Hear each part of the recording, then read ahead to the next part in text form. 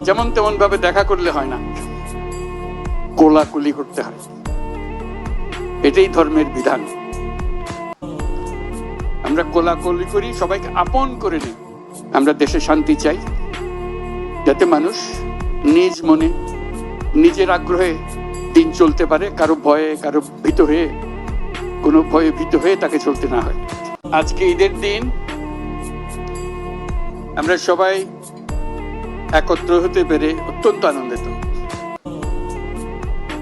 আমার অবস্থা এমন, কারোর সঙ্গে দেখা করা আমার বড় কঠিন বিষয়।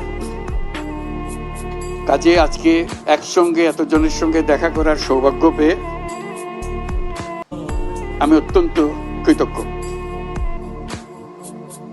আমরা আজকে ঈদের মহা উৎসব আমরা পালন করছি।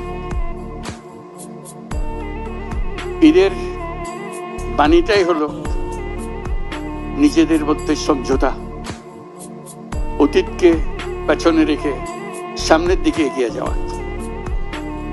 সমাজে এরকম যে একটা দিন আমরা স্থির করতে পেরেছি, আমাদের ধর্ম আমাদেরকে দিয়েছে,